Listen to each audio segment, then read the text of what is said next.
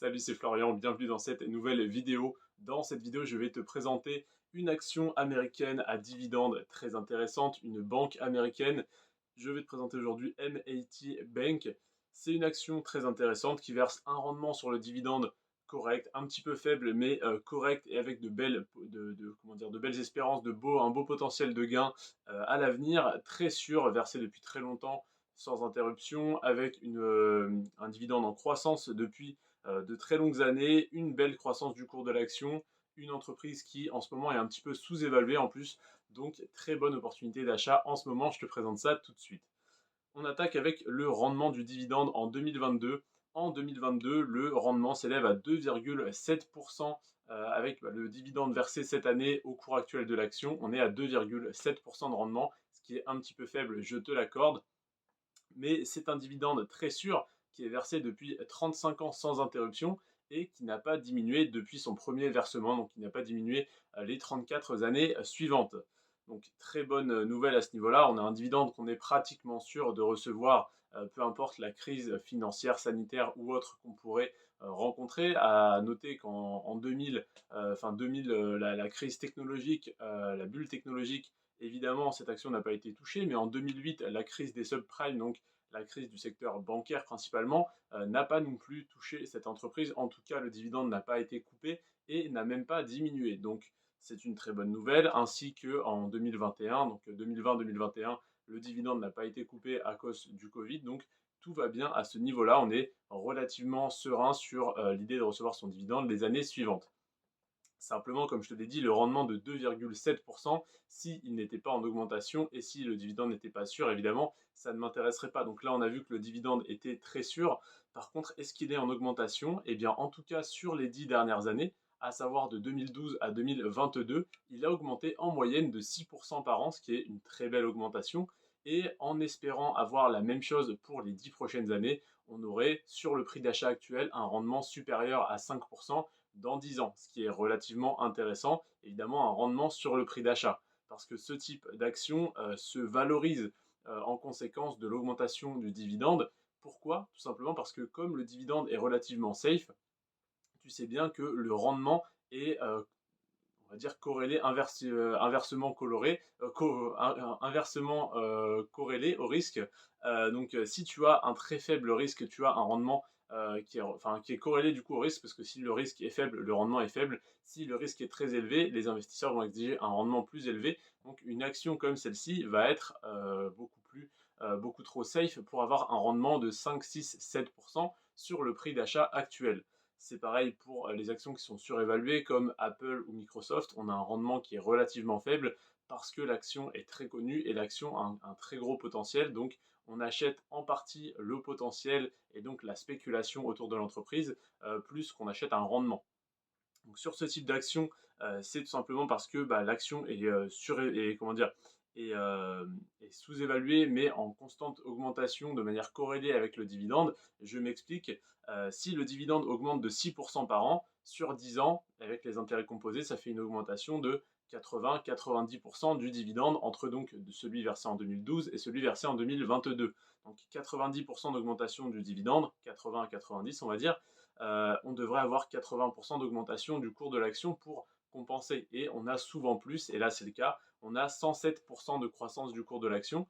Donc le dividende a pratiquement doublé et le cours de l'action a plus que doublé en 10 ans. Donc sur le rendement sur le prix d'achat actuel, on a un rendement qui diminue un peu par un peu. Pourquoi? Parce que l'action est de plus en plus safe et de plus en plus intéressante pour les investisseurs. Donc forcément, le rendement exigé par les investisseurs diminue, donc le prix de l'action monte et le rendement est plus faible. En l'occurrence, ce qui est intéressant, c'est d'acheter aujourd'hui pour détenir sur 10 ans, parce que si dans 10 ans, l'entreprise a continué de se développer, le cours de l'action se sera apprécié, le dividende aura continué d'augmenter, et on aura une entreprise qui est tout autant intéressante, et surtout si tu l'as acheté 10 ans plus tôt, tu seras bien plus rentable. Donc il ne faut pas te dire, je vais attendre que cette entreprise soit intéressante et qu'il y ait un rendement de 5 ou 6% pour investir dessus, parce que, d'après moi en tout cas, ça ne sera jamais le cas.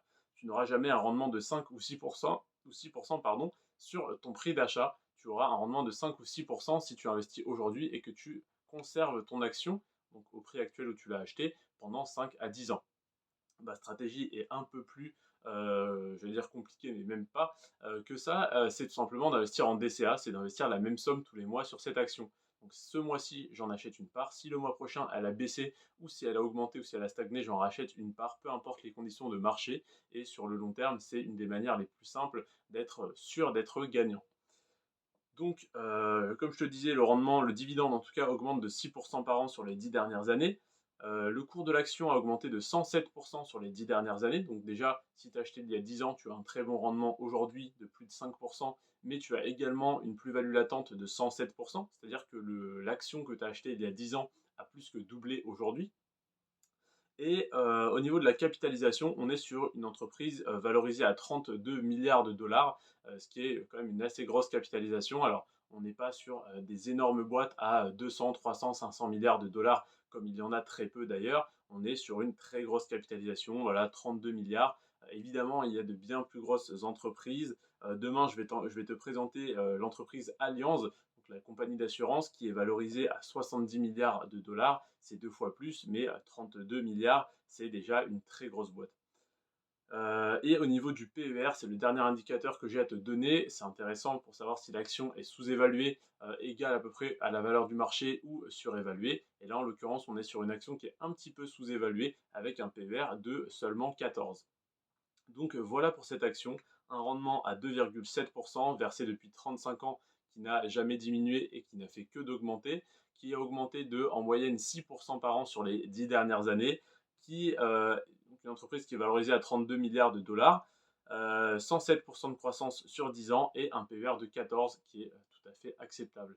Voilà pour cette entreprise. J'espère que cette analyse t'a été utile. N'hésite pas à me donner ton avis en commentaire sur cette entreprise et sur mon analyse. Si tu as d'autres critères à ajouter, n'hésite pas à me les donner. À savoir que là, je t'ai parlé des critères un peu plus mainstream, un peu plus connus de tous, mais évidemment, avant de faire cette analyse, j'ai d'abord fait une analyse fondamentale pour savoir si l'entreprise, si l'action répondait à tous mes critères fondamentaux, donc à savoir l'augmentation du bénéfice net par action et bien d'autres critères, comme je les avais cités l'autre fois, la marge nette, la trésorerie nette, le free cash flow, le ROE, soit le retour sur l'investissement de cash dans l'entreprise, et le ROA, le retour sur les actifs, donc le retour sur investissement des biens matériels.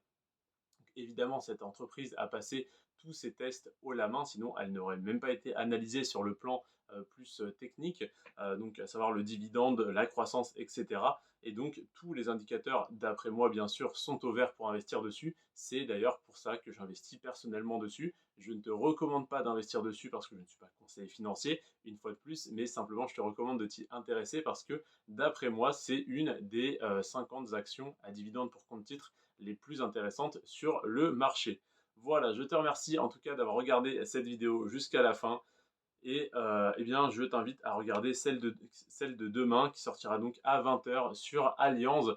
Voilà, Allianz, très beau rendement, un peu moins d'historique de dividendes, mais un potentiel de croissance plus élevé. On voit ça ensemble demain à 20 h si tu le souhaites. Sur ce, je te laisse. C'était Florian. Sur ce, prends soin de toi et de tes finances. Ciao.